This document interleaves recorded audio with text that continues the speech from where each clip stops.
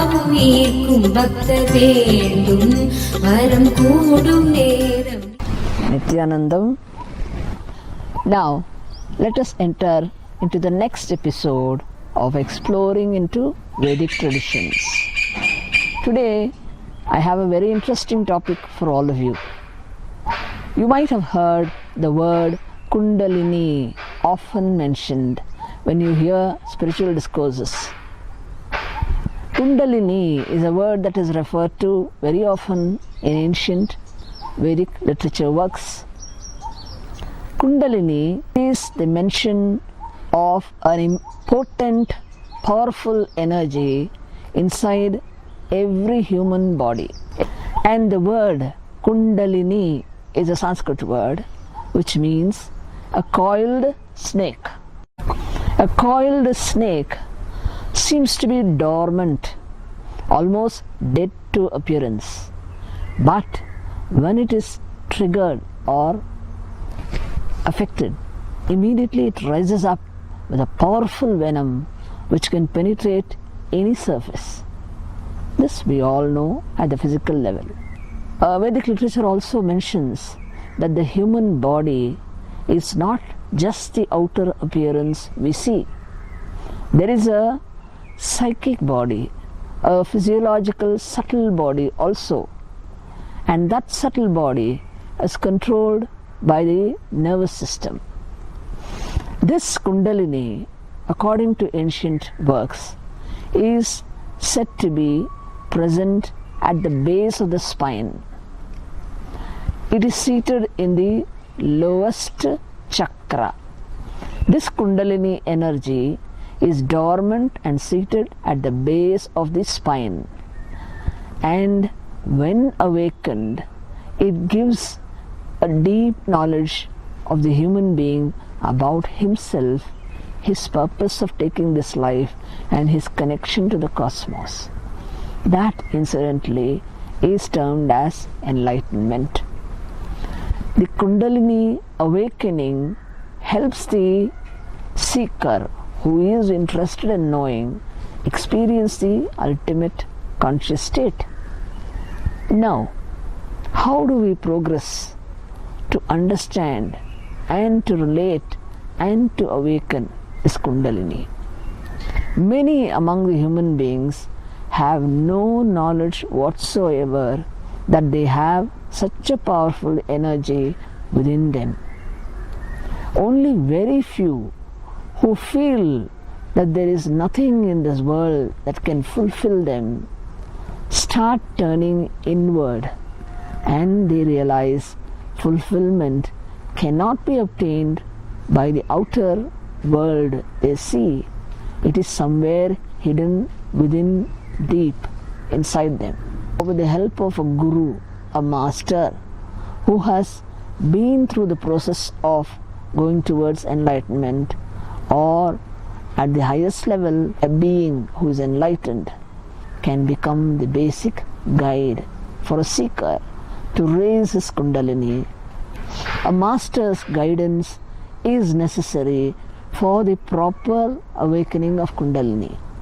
The Yoga Sutra is a work written by an ancient enlightened master named Patanjali. He had written a treatise named as Yoga Sutra, wherein he explains the way in which the Kundalini can be awakened in a gradual manner. Basically, many of you all over the world will have some knowledge of yoga, because many of you may be doing the bodily exercises of yoga. But yoga actually means uniting yourself, your inner self, with the cosmic conscious state. That is the meaning of yoga. This yoga is a science which explains the gradual awakening of the Kundalini. Kundalini, when it is awakened gradually, will be a permanent feature in that seeker's body-mind complex. And for that gradual awakening, body has to be prepared. For example, many of us have energy to work the whole day, probably from morning 6 o'clock up to night 10 or at times beyond that. We have energy to work. But beyond that, we feel tired. There are many who are stressed out in their work and they feel more tired. The tiredness is because those people do not know to tap the energy that is inside them. Once we start preparing the body, even minimum of physical exercises gives us a boost of energy. We find, yes, it is helping me. Body exercise is helping me to run my life more easily with less disturbances in the form of cough, cold, fever, or any of the bodily ailments. This is the first level benefit of simple yoga. But yoga is not meant just for physical exercises. Along with body preparation, you also have to prepare your mind, because Kundalini awakening is like awakening a tornado inside you. A volcanic eruption of energy will happen. That is how the ancient works describe it. The system has to be prepared to hold the energy.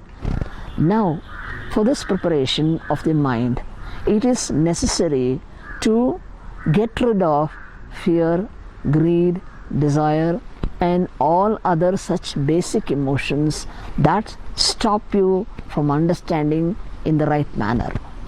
So, for this, we need to read through or listen to the discourses of enlightened beings.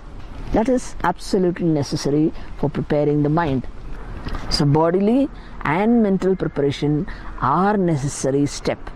So, when the first step is fulfilled, then if you have the fortune of being around an enlightened master, he can, with his grace, remove all the hurdles inside you, and your intensity and the grace of the master can definitely bring about the transformation of raising the Kundalini. Now, Kundalini, I told you it is situated at the base of the spine. Now, the entire Kundalini energy, as described in the ancient works, rises up through the central nadi. We have a technical word, nadi, in Sanskrit. It means the three basic spinal columns, Ida, Pingala, and Sushumna. Ida and Pingala are to the left and right, and Pingala is a central nadi. One of the nadis, Ida, raises you to a higher state of thinking, and Pingala pulls you to a lower state of understanding. It is Sushumna, the central nadi, through which this Kundalini Shakti, or the energy, potential energy that is in the form of a coiled serpent, starts rising up. Once you have the intensity of preparing your body and your mind, and with the help of an enlightened being, this starts rising up. Now, while it is traveling, the body system, body-mind system, I told you, is not just the physical body. It's the physiological inner subtle body is also there. That, incidentally, the ancient works describe. These are the experiences of rishis described in the ancient works. They describe that we have 7 major points or junction points of the nadis or the spinal threads. They are termed as chakras technically. Each of these chakras are energy fuel points. The Kundalini energy starts rising from the lowest chakra to the topmost. The lowest chakra is termed as Mooladhara. Mooladhara is base, root spine. From there up to the top of the head, this portion is called Sahasrara. There are 7 chakras. These 7 chakras have the power to give energy to a maximum level, and when they are open, they are portrayed in ancient texts as a lotus that is fully blossomed when they are opened. When they are open, they act like valves which allow the Kundalini energy to rise to the next level. So these chakras have obstructions in them. The obstructions are due to the various emotions.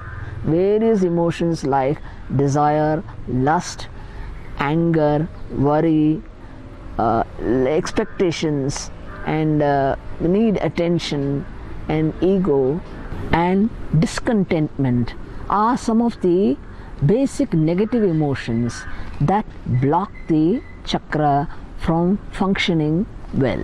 So the master, with his grace, at the first level, he removes these obstacles. He cleanses the chakras through his touch, through his diksha. And by the cleansing, slowly, with the preparation of the body and mind in full intensity, that is very necessary. The seeker has to be totally intense and committed. For that, he needs to have an ambience also.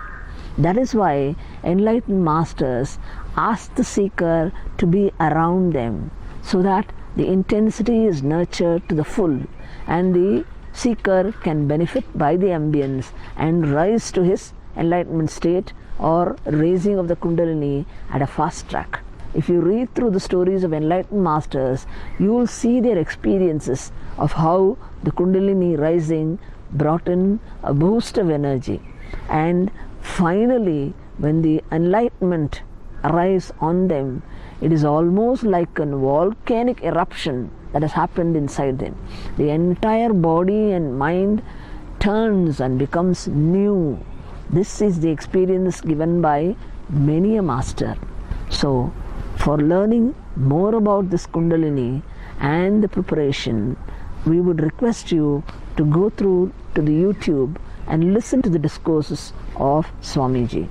You can also read literature about the Kundalini, which is a powerful energy inside each one of us. Let us prepare our body and mind so that as enlightened beings, we are a boon to this earth.